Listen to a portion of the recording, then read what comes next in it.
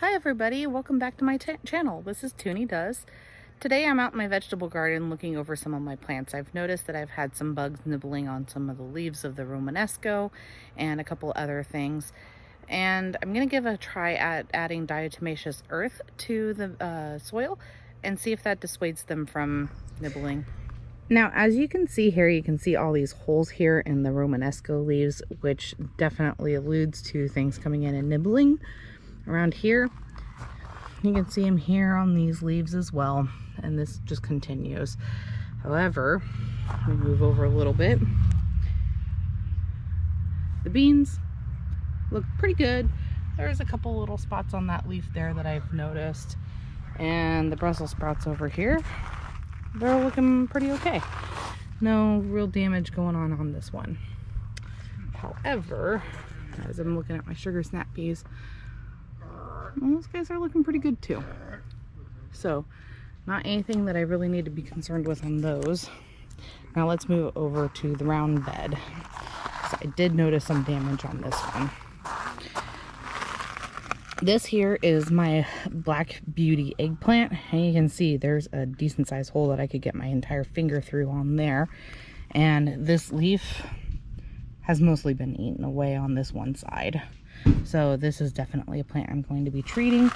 And I did notice here with the honeydew that there are some little nibbles taken out here as well.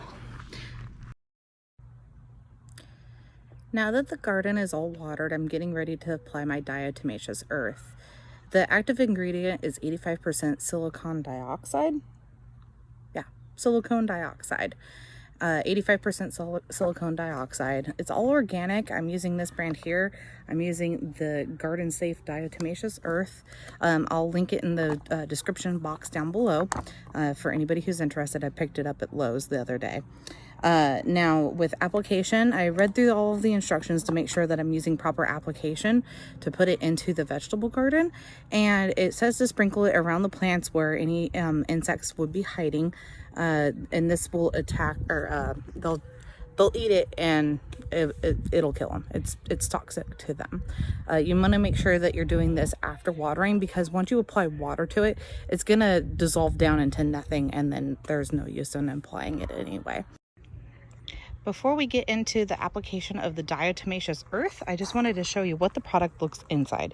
So it almost has a flour-like consistency, and as far as smell goes, it doesn't really have much of a fragrance, just something very, very light, a little bit earthy. I'm going to be using my hand for application, so I'm just going to take a small handful, about like that, and it feels just like flour texture-wise. I mean, I might as well be in the kitchen baking with this. And I'm just going to take a small handful like this and come in around my basil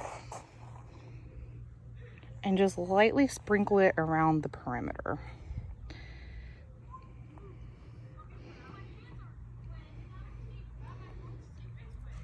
And get a little bit more in some of these areas. Now this, as the insects cross that threshold barrier, they're not going to like the feeling of it or the smell or the taste of it. So we're just going to put a little bit more in here, and let's give it a go and see how that works. In this shot here, I'm getting into the application of applying the diatomaceous earth. I'm applying it in a grid pattern around each of the vegetables.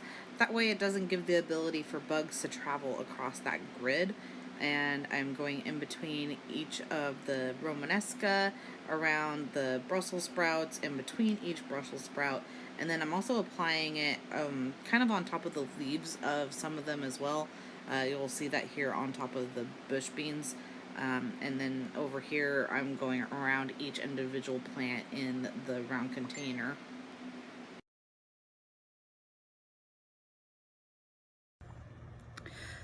Okay, I have now completed the application of the diatomaceous earth, and I will turn around the camera so you can check it out.